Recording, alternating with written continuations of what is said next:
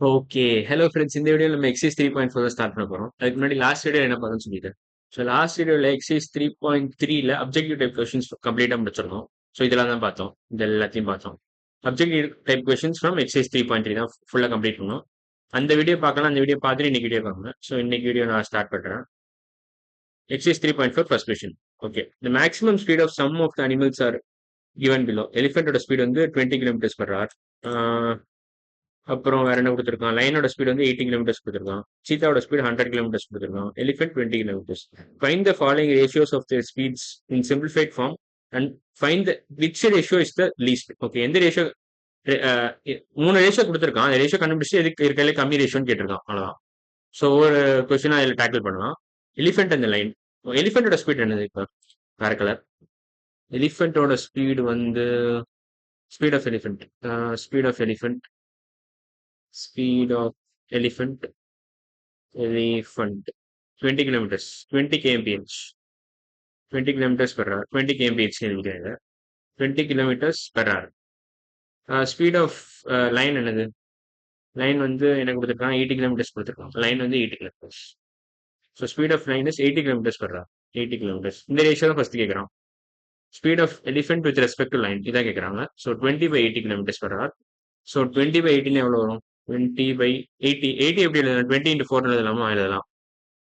So 20/20 into 4 எப்படி எழுதலாம்? 20 cancel, இங்கே 1 போட்டுருங்க. 1/4 தான். So first question answer 1/4. அதாவது ஃபர்ஸ்ட் கொஸ்டின்ல ஃபர்ஸ்ட் பார்ட் வந்து 1/4 ஆன்சர். ஸோ இதோட ரேஷியோ வந்து 1/4. ஒவ்வொன்றா கண்டுபிடிச்சு எதுக்கு இருக்கிறதுலே கம்மின்னு கேட்டிருக்கான். லீஸ்ட்னா கம்மி, லோவஸ்ட்னு அர்த்தம். So lion and cheetah. லைனோட ரேஷியோ ஸ்பீட் வந்து 80 கிலோமீட்டர்ஸ். சீத்தாவோட ஸ்பீட் வந்து 100 kilometres. So speed of lion speed of lion speed of lion 80 kilometres அது கொடுத்துட்டான். ஸ்பீட் ஆஃப் சீத்தா வந்து 100 kilometres, 80 kilometres per hour. Speed of cheetah என்னது? சீத்தா ஸ்பீட் ஆஃப்னு எழுதுறது இல்லை, சும்மா இந்த மாதிரி போட்டுக்கிறேன். ஸோ சீத்தா வந்து 100 கிலோமீட்டர்ஸ். ஸோ இது speed of lion with respect to cheetah வந்து என்னதுன்னா 100 kilometres per hour divide by 80 kilometres per hour. So 80/100ன்னு வந்துடும். ஸோ இந்த யூனிட்ஸ் ரெண்டு ஒரே யூனிட்னால நீங்கள் இப்படி பண்ணலாம். ஸோ 80/100 எப்படி பண்ணலாம்? இங்கே 0 கேன்சல் பண்ணலாம். ஏன் இந்த 0 கேன்சல் பண்ணுறது? மேபி சில பேர் டவுட் இருக்கும். ஏன் அப்படி கேன்சல் பண்ணலாம்? 8 into 10 இதை எழுதலாம். இது 100 10 into 10 எழுதலாம். ஸோ ஆக்சுவலாக 0 கேன்சல் பண்ணுறது அர்த்தம் என்னன்னா இந்த 10 கேன்சல் பண்ணுறது தான். ரெண்டும் ஒன்று தான். பேசிக்காக இப்படி சிம்பிளிஃபை பண்ணி ஸ்பிளிட் பண்ணி எழுதிட்டு 10 கேன்சல் பண்ணுறது, இந்த 0 டேரக்டாக கேன்சல் பண்ணுறது ஒன்று தான். ஸோ 8/10 8/10 எப்படி எழுதலாம்? 4 into 2 divided by 5 into 2 எழுதலாம். 4 into 2 8, 5 into 2 10. ஸோ 2/2 1 வந்துடும். ஸோ 4/5 தான் ஆன்சர். ஸோ இதில் சிம்பிளிஃபைட் ஃபார்ம் வந்து 4/5.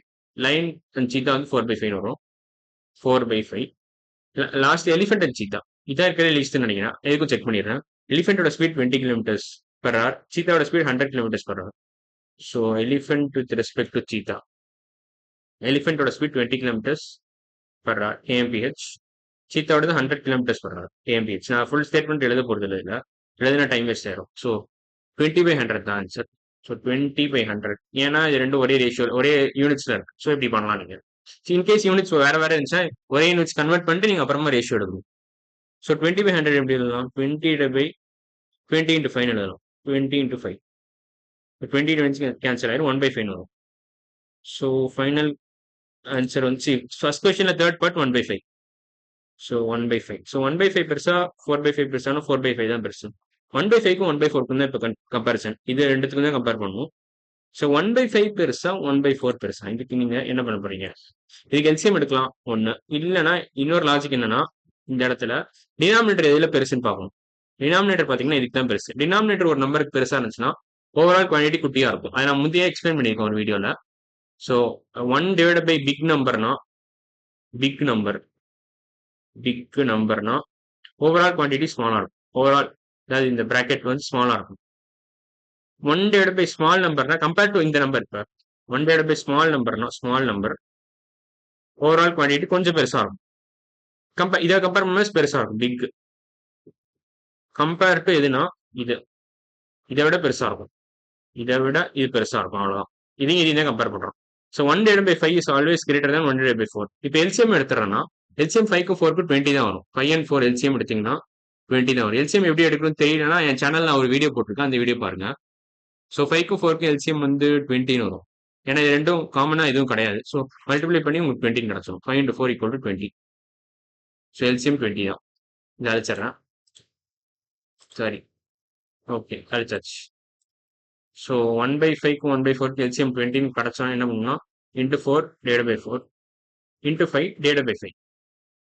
ஸோ 5/20 பெருசா 4/20 பெருசான்னு தான் கேள்வி. 5/20யா 4/20யா? 5/20 தான் பெருசு. ஸோ 1/5 தான் சின்னது. ஸோ இருக்கிறதுலே குட்டி 1/5 தான். ஸோ நான் கணிச்சபடியே எலிஃபென்ட் அண்ட் சீத்தா ரேஷியோ தான் கம்மி. ஸோ இதான் ஆன்சர். ஆன்சர் இதான். லீஸ்ட்னு கேட்டிருக்கான். ஸோ இதான் ஆன்சர். இதான் கரெக்டான answer. Elephant and cheetah ratio தான் கரெக்டான ஆன்சர்.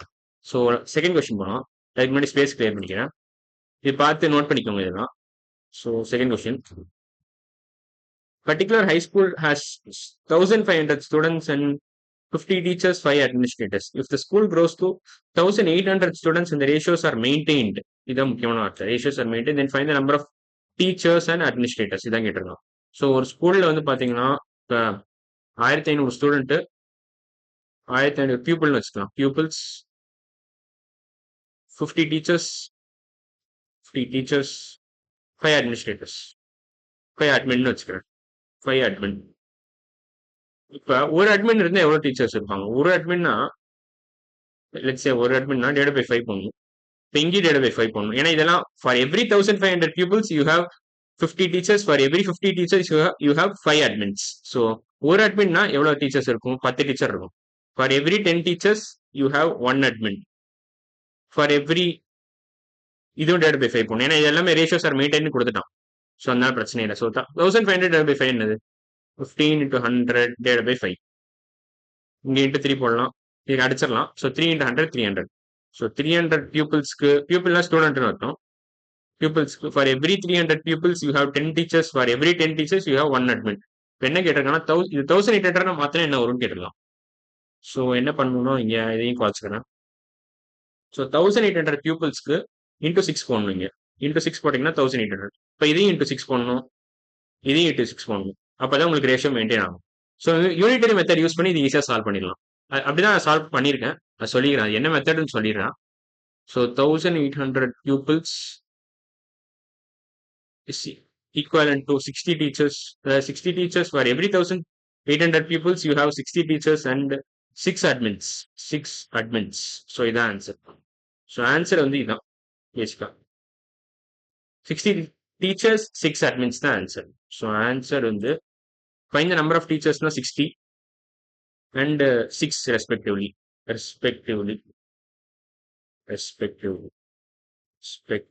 அவ்வளவுதான். இதான் answer. 60 and 6 respectively. So 60 teachers இருக்காங்க, 6 admins for every 1,800 pupils. So இவ்வளவு pupils இருந்தா 60 teachers இருப்பாங்க, 6 admins இருப்பாங்க. ஸோ பேசிக் ஐடியா புரிஞ்சிருக்கும்னு நினைக்கிறேன். ஃபர்ஸ்ட் நான் என்ன பண்றேன்னா லைக் 5 அட்மின்ல இருந்து 1 அட்மினா கன்வெர்ட் பண்றேன். அந்த அட்மினை வந்து அப்புறமா நான் அப்புறம் 1 அட்மினுக்கு எவ்வளவு பீப்புள்ஸ் இருக்காங்கன்னு பாக்குறேன். அப்புறம் அந்த பீப்புள்ஸை இன்டூ 6 போட்டு நான் 1,800 கொஸ்டினுக்கு ஏத்த மாதிரி நான் கன்வெர்ட் பண்ணிக்கிறேன். ஸோ 1,800 ஸ்டூடெண்ட்ஸ்க்கு எவ்வளவு டீச்சர்ஸ் எவ்வளவு அட்மின் கேட்டிருக்காங்க. ஸோ அதை நான் கண்டுபிடிச்சேன் இந்த யூனிட்டரி மெத்தட் யூஸ் பண்ணி. ஸோ இந்த ஸ்டெப் தான் குரூஷியல். இதுல பாத்தீங்கன்னா இந்த ஃபர்ஸ்ட் ஸ்டெப் தான் குரூஷியல். இந்த ஸ்டெப் தான் ரொம்ப குரூஷியல் ஸ்டெப். இது தெரிஞ்சுதான் நீங்க கண்டுபிடிச்சிடலாம். குரூஷியல் ஸ்டெப்னு சொல்லலாம். ஸோ இந்த 1 அட்மின் நான் கொண்டு வந்தேன் பாத்தீங்களா, இங்கதான் சூட்சமே இருக்கு. ஸோ நீங்க 1 அட்மின் ஒன்ஸ் கொண்டு வந்துட்டீங்கன்னா நீங்க 300ல இருந்து 6 into 6 போட்டு ஈஸியா கன்வெர்ட் பண்ணிக்கலாம். 1,500ல 1,800 கன்வெர்ட் பண்றது கொஞ்சம் கஷ்டம். ஆனா 300ல இருந்து 1,800 கன்வெர்ட் பண்றது கொஞ்சம் ஈஸி. அதான் பேசிக் ஐடியா. 300 into 6 தான் உங்களுக்கு 1,800ன்னு வந்துடும்.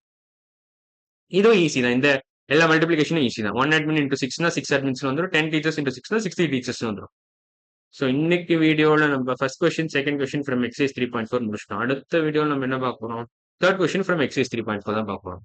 ஸோ இன்னைக்கு வீடியோ அவ்வளவுதான். அடுத்த வீடியோல பார்க்கலாம். பாய்.